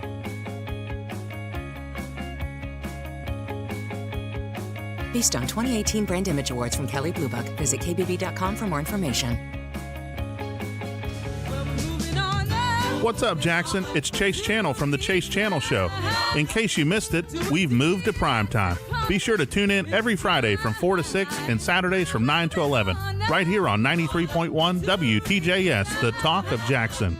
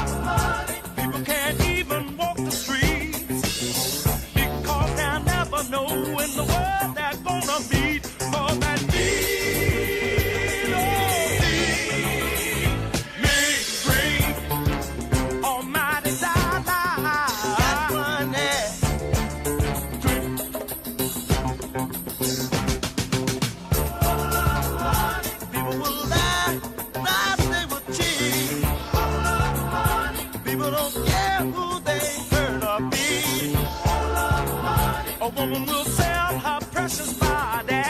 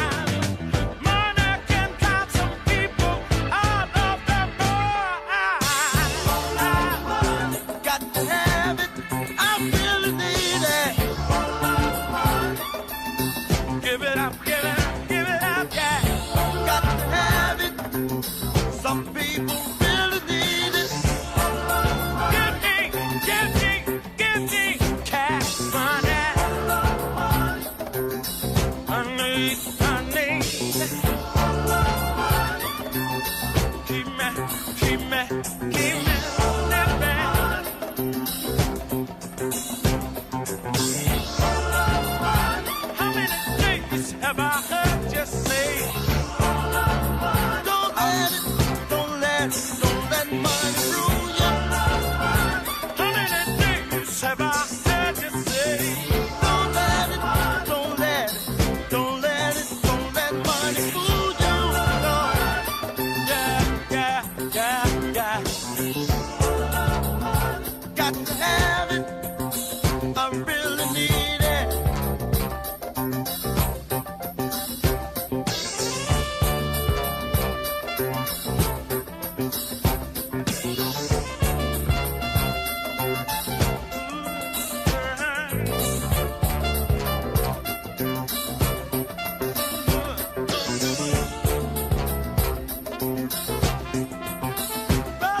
Save your soul. Save your soul. Don't sell it for that mean.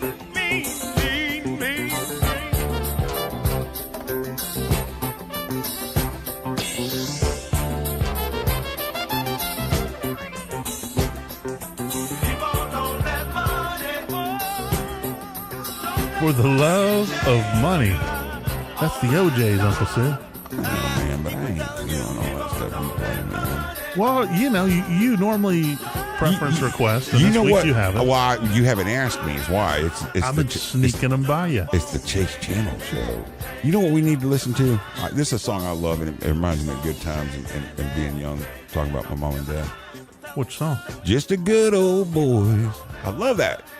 Who sang that? Waylon Jennings, man. Yeah, Waylon Jennings. Come That's on right. now. Just had a slow moment for a moment. Right. Uncle Sid's hanging out with us. You're listening to the Chase Channel show. It's good to have you along, and we're making our way to the weekend. We've sounded the whistle so you can sit back and enjoy yourself. Good. You're officially allowed to have a beverage after 5 on Fridays, right? I don't drink. Hey, do you remember the Roscoe Pico train from Dukes of Hazzard? This is way before you. What am I thinking, dude? You weren't even born yet. I already been to Motley Crue before you were even born. Well, I do know about the General Lee. Right. Well, I'm just saying. Do you know who Bo Duke was? No. Do you know who Luke Duke was? I'm guessing it's from the Dukes of Hazzard, but I don't know them. What about Daisy Duke? What was that? Well, I do know that. What is Daisy Duke? Well, they're shorts, but it's also the... Also what? It's the chick from the show. Okay, I was going to make sure you knew there was a chick there. It's not just the shorts. I figured you only knew the shorts. No, it's the... They didn't wear no Daisy Dukes in West Virginia. Well, they were called cut-off jean shorts. Yeah, because they had to eat them Binger's jumbo wings. What's great about cut-off jeans is you could make like capris. You could make maybe short shorts. You could make Hang on a second. basketball shorts. Yeah, I don't want to know about your cut-off jeans. I didn't have any. Yes, you did. No. They're too tight. Turn around, go home. We're talking about in the first hour. If you missed it, you can go back and listen to it on iHeartRadio.com. We talk about losing the victim mentality. There's so many people in life that go through life feeling like a victim and how it holds us back in life and in business. All it does is make you average. It's the force of average. Everything in this world is to make you and put you down to make where you're going to be average. And then sometimes people give up and they end up just being average. And we believe if you're listening to the show, it means you've already made the choice that you don't want to be average. That's right. That's exactly right. So part of that is the mind hack. And when you hear that word, you think, oh, yeah, sure. I'm the total skeptic, right, Uncle Sid? Oh, my God. Is there anyone more skeptical than me? Oh, my gosh. I mean, I am Mr. Skeptic's the sweetest word we could use. Right. Yes, Right. I will give that. But in saying that, what we are about to tell you, I can assure you, is the real deal. And it's the way, because, I know that so many people, especially in the position I'm in, I do the commercials, I do TV, I'm on all these different things in front of the public. Yeah. So they just think, man, that Chase, he sure is perfect.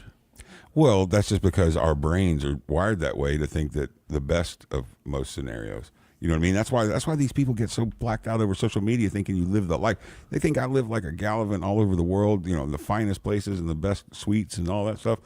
There's a positive and negative. There's a Newton's law. There's a push, pull, take on everything. For every action, there is a reaction. That's right. That's a fact. You just want to make sure, right? If the one-armed bandit is paying out 60%, you want to get it when it's paying out, not when it's taken. Yeah. That's all. And I think a lot of that is just preparation. It's being prepared for the downs the same way you're looking. It is being prepared for the downs. It's also being prepared to be consistent. But here's the difference between I'm going to say my dad's generation, because your dad's still a young man. But and then He's almost 60. He's a good dude though, man. Guy gets around like Yeah, gets around like he's that's true. 20. Better than both of us, Hey, probably. you're getting on Roger's good side. No, but I guarantee you, Roger ain't breathing like you are when you come up them stairs, son. Oh, great. Now I'm going to get put on a fitness regimen. Well, hey, we did play some racquetball this week. That's What's wrong true. with that? We did work Chase out. didn't even break a sweat and beat me 5-0. Dude, we could put on a circus act to do that, man, because there we go. There ain't no way that big old boy can play racquetball and he'd annihilate the state champion. It's all about position. That's right, position and setup. We could set them up, dude. So, I want to use that as an example, okay, the racquetball, because I think so part of the life hack is you have to be committed to what you're going to do. That's right. And like when I started playing racquetball, I got beat just like everybody else. Yeah. The difference is I didn't say I wanted to continue to get beat. No, you had that competitive spirit. That's why you got a great sales ability. That's where it starts. And so a lot of that, some of you say, well, gee whiz, I'm not competitive, or I don't know if I'd ever be a great salesperson. That doesn't mean that you have to accept being a victim. That's right. You can still make the choice to say, you know what, I'm in control of what happens, and we can all choose to be a student. And one of the things because my physical ability alone, I mean, do I look like I would be a great racquetball player? No, they're probably hating on you. That's why it would be a great setup. We could hustle. Just to set the stage, I'm 6'4", okay, about 350 pounds, 6'4" which would be with the hair. very generous. 6'4" with the hair. I'm like 6'6" with the hair. Okay. Size 16 shoes. I'm not the typical what you would think. When he lived with me, we had to wait until they had the big tall man, just so we could maybe go get him a set of sandals that looked like Frankenstein coming through the door. Yeah, I had the Jerusalem Cruisers on. You were in the Jerusalem Cruisers, and then those boots, those with tires on the bottom. You had the worst shoes I've ever seen in my life. Goodyear tread. Yeah, they're bad. What he's talking about is Nordstrom would they would only do it like once every quarter or something. Yeah. It was like before the store opened, they would send you an invite, and that you could meet up with all the. What's funny is as we walk up, Sid's checking out everyone's feet. No, I was about to say that was the weirdest thing, man, because we're sitting out there. There's like a whole crowd out there, and then I started looking around. And every one of them looked like Bozo the Clown with their feet. But Sid didn't want to. I felt so dainty. He didn't want to make us feel insecure about our feet, and smash our creative minds. They just made me feel dainty. I'm just saying. What's funny is there was a lot of women there. Well, yeah, there's women that have big feet. I think anything over a size 10 for a woman is probably a pretty big foot. If you have over a size 10, I hope you're playing basketball. Well, when I was 16, I wore size 16s. So, like, for every year, when I was 13, I had a 13, 14, 15. There you go. That's cool. So it would just kind of go. And then, of course, my parents were hesitant. They're like, well, listen, we don't even know if we should get you more shoes because you're growing out of them every year. But every year, you're like, well, how much more can they go here? Well, as expensive as tennis shoes are getting and stuff, there's always that year for a parent, right? That they're like, what do you mean you've already grown out of those shoes? I had to wrap back money for 3 weeks to get that, you know? So, yeah, that's scary, But I think that that part of the whole deal is when you look at me, I remember when I started playing racquetball, right? I get beat, so I'm competitive, I'm hustling harder, I'm trying to figure it out. But what I would do that would set me above and beyond is I would go home, get on the internet, and I would pull up YouTube and I would type in World Championship Racquetball. And you'd watch it like you do pool now? And I would watch it just like I do pool. But also, who were you playing? You were playing Ebert, right? I was playing my friend Jim Ebert. NCAA tennis player. Yeah, it was very, very tough to beat. Right. So your competitive spirit, you're going to beat him. So eventually you got as good, if not better, than Ebert, I bet. Yes. And so now you're beating an NCAA tennis player. Yes. So your Mendoza was already high.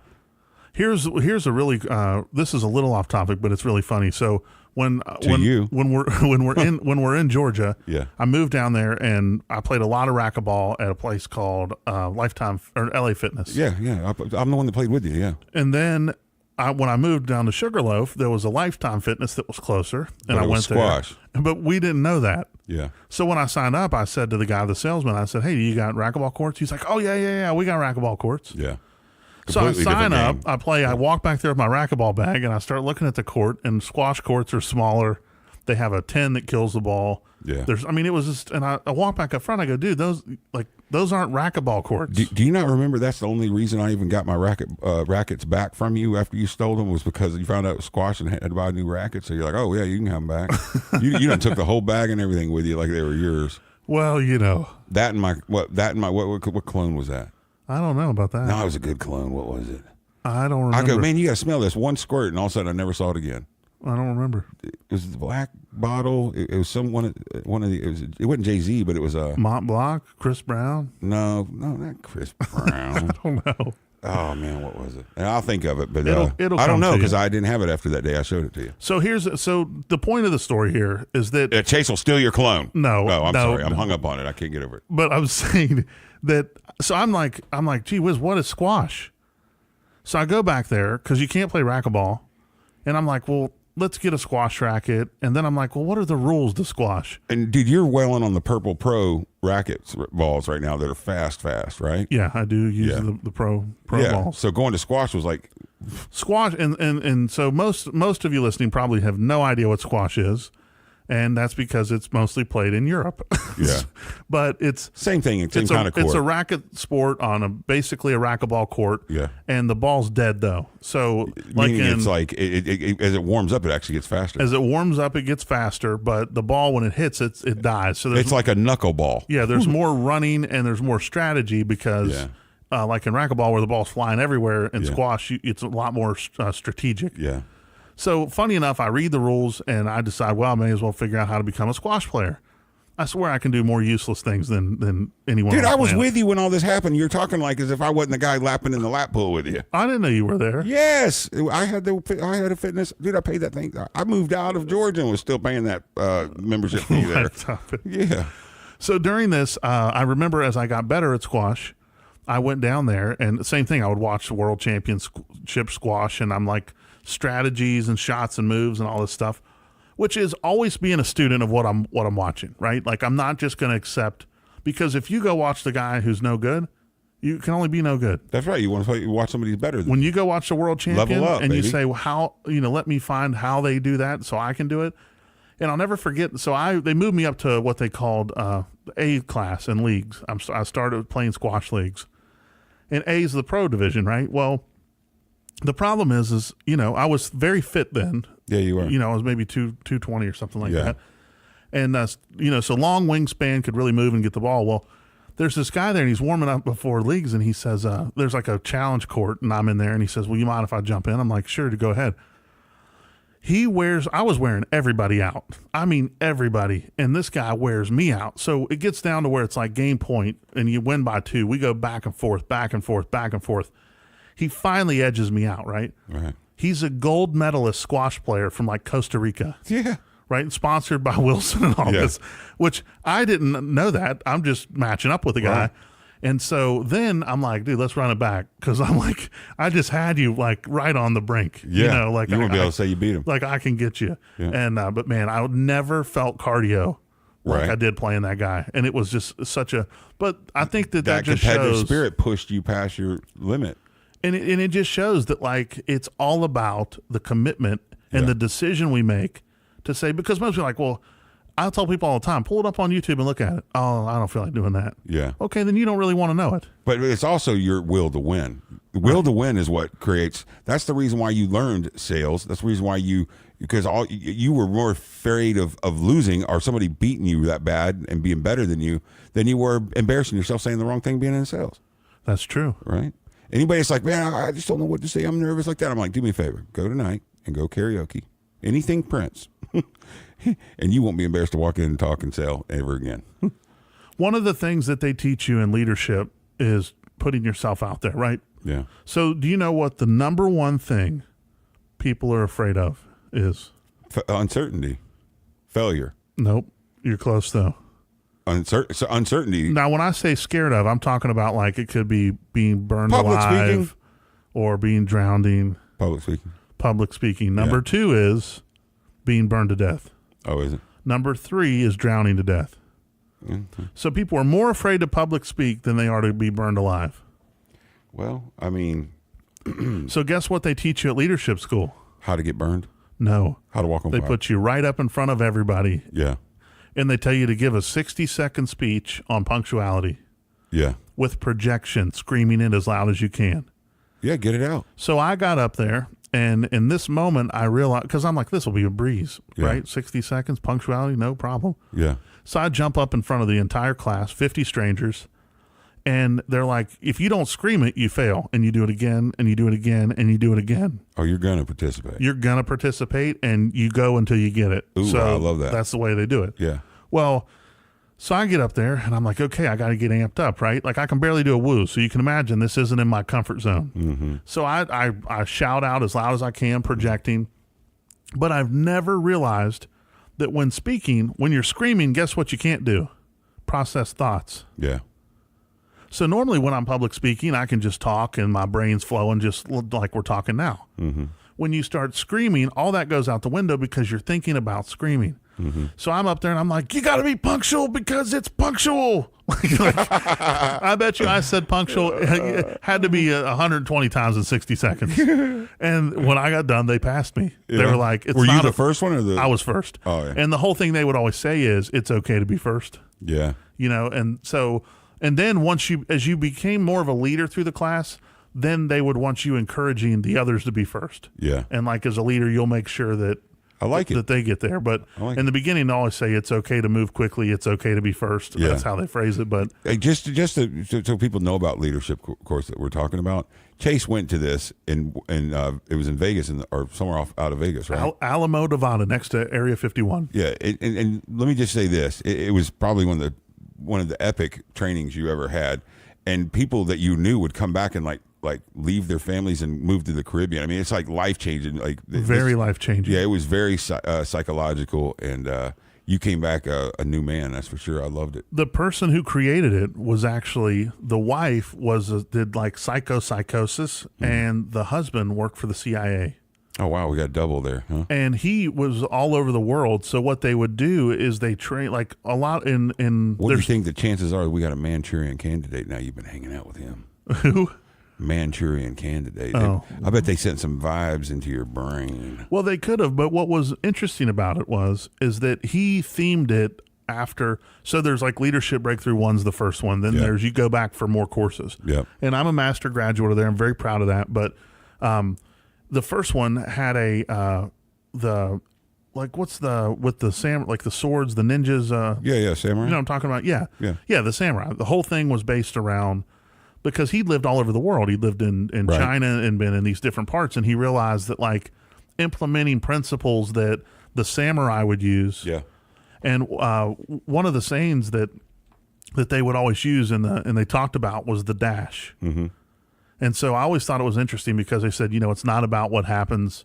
It's not about the dates that you were born and the dates you died. Dude, It's about my buddy Steve Branch wrote that song. And your rapport builders were doing that? No, he didn't write it. Yes, he did. Branch it was and a Dean. poem. He might have made a song. Okay, he did. Branch and Dean. It's called The Dash. We're going to verify this. Verify it. See, this is a good lesson because whoever is most certain usually wins. How about we just call Steve and ask him? Well, he could be. You're going to phone a friend now? What do you think this is? Well, I mean, I don't know. I can probably text him on Facebook too. Actually, I think his mom or somebody got sick. Whatever. We'll leave him alone. But yeah, he wrote that song, by the way. It's not a song. Oh, it is. It's a poem. He might have made a song about the Please text in so we can correct Mr. Never Wrong right now. I mean, golly. Well, I think that, you just have to realize that. Are we going to have a break with one more song? Yeah. Well, Can I make a? We're almost out of time, but we have time for a quick break for a song as long as it's not too long of a song. All right. Will you play me a song? Play Sure. Branch and Dean, Dash. Branch and Dean, Dash. You got it. Right here. Here it is. We're going to take a short break. The real song. Okay. We're going to play this Sucker. song. I'm going to find validation on the break, too. So if you want to hear the answer, stick with us. We'll be back right after this. You're listening to Strictly Business with Chase Channel. Thanks for listening to 93.1 WTJS, the talk of Jackson. Don't go anywhere. Chase will be back right after this.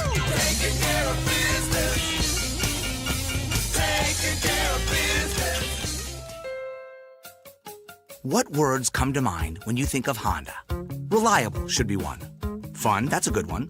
How about stunning, comfortable, refined. I could go on, but there is one word that sums up every Honda. Quality. Because Honda was KBB.com's 2018 Best Overall Brand, and we worked hard to earn that honor. Because without quality, nothing else you call a Honda matters. So whether you choose the sizzling Civic, acclaimed Accord, adventurous HR-V, fearless Fit, awesome Odyssey, conscientious Clarity, remarkable Ridgeline, polished Pilot, or sporty CR-V, you know you're getting Honda quality that's truly unmatched. In fact, we make sure of it. So visit your local Honda dealer and get into KBB.com's 2018 Best Overall Brand.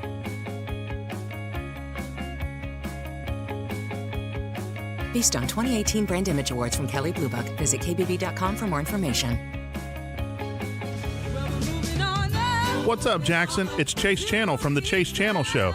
In case you missed it, we've moved to primetime. Be sure to tune in every Friday from 4 to 6 and Saturdays from 9 to 11, right here on 93.1 WTJS, the talk of Jackson. You know, music has the ability to change lives. We never knew when we wrote this song we'd be changing our own. Yeah, and you know, this song's really special to me because I just had a son that passed away with cystic fibrosis. And man, he really knew how to live his life. He was my hero. And he taught me how to live my dash.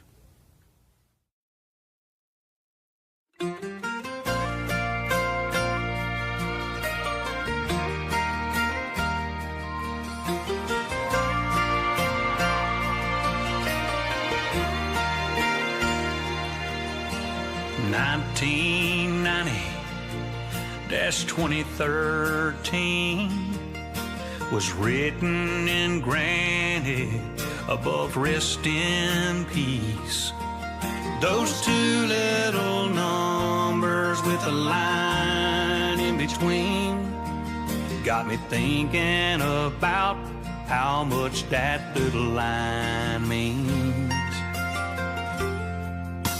Life goes by so fast, and our stories defined by how we spend that dash. So take every breath like it's the only one you'll get, 'cause there's only so much breath you get to take. When it comes to love, you can never give enough. So love like you mean it every day. From the first breath until the last, how you spend your dash.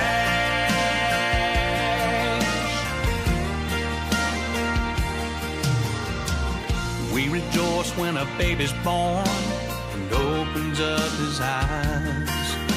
And Lord, it tears our hearts up when our loved ones say goodbye.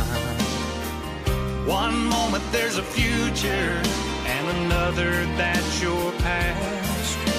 So from this moment on, I know how I'll spend my dash. I'll take every breath like it's the only one I'll get, 'cause there's only so much breath you get to take.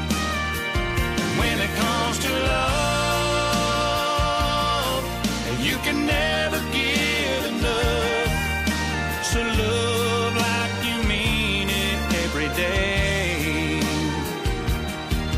From the first breath until the last, how you spend your day.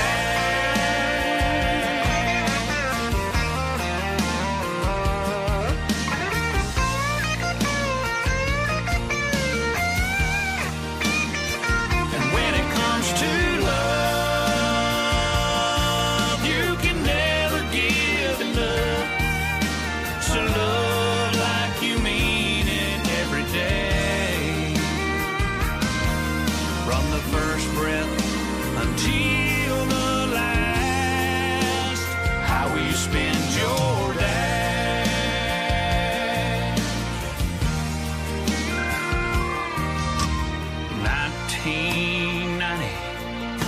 2013 was written in granite above rest in peace. So how will you spend your dash? Branch and Dean with the dash. How's that for some proof? You know, I had a text that just came in on the Victory Honda text line, 731-215-0158. Says, it's a little dust in here over in Lexington. That's a sad song, bro. It is sad, but you know, it's honoring his son, who I met, and I think you owe it to the world. I don't think any parent should lose a kid. Well, I think that it really emphasizes and really leaves this week's show on the note of... Well, dude, listen, I mean, he's a good dude, and he's proud of it. He's a heck of a poker player, too, believe it or not. You ain't never heard that song until you heard it in the McClenny Moose Lodge. It's a whole different sound. Really? Is that where you heard it? Man, you'll find me under rocks and moose lodges in Curacao. Now, from McClenny, New York to L.A. For those of you who don't know, there's also a prison there. Yeah, well, Baker County, and then there's Rayford. Rayford, which is where... Oh, well, that's where Ted Bundy was electrocuted. Old Sparky's in there, right? That's right, Old Sparky. Now, the dash that I was talking about is a book which was written by Linda Ellis, okay, prior to the song, but originally published in 2012. Mm-hmm. So we were both right. No. Do you think that book talking about the dash the same way that Steve was? I mean, it was a different song, but it's the same principle. Uh-huh. But I think that this is the perfect way to end this week's show, because if you shed the victim mentality in life, that's right, and you learn to make the choice, that's right, to mind hack yourself, and to saying, you know what, regardless of what's happened, I can only control what's ahead of me, what I do today, and it's my choice. That's right. And when you embrace that and you say, you know what, I'm going to make it where, like Sid said on today's show, he said that in my 44 years, if I die tomorrow, yes, got no regrets. That's right. And it's because he's living his dash, and you can too. That's right. Absolutely. And you only get one dash, right? You only get one, so make it count. Don't make excuses, man. That's right.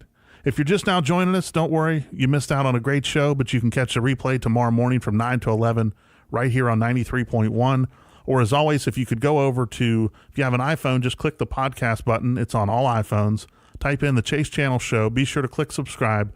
We appreciate it. Go to iHeartRadio.com, and they'll send you an email blast each week. But share the love. Let your friends know that they can always catch us right here on 93.1. I wish we had 2 more hours. I got something else I got to say, but I guess we'll wait until next week. We'll save that for next week. We'll save until next week, but I got something that's important now. All right. Don't miss out on next week's. All right, cool. We'll catch you later. We'll get the secret sauce tomorrow. Enjoy your weekend, Jackson. See ya. We're out of here. You've been listening to Strictly Business with Chase Channel. Be sure to subscribe on iTunes or Google Play to hear fresh new weekly episodes. For more, please visit facebook.com/The Chase Channel Show.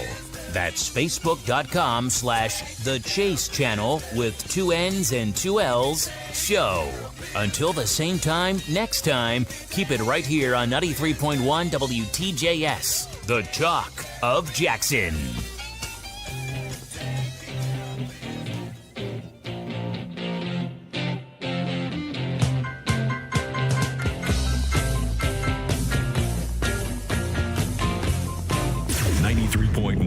WTJS Alamo, the talk of Jackson.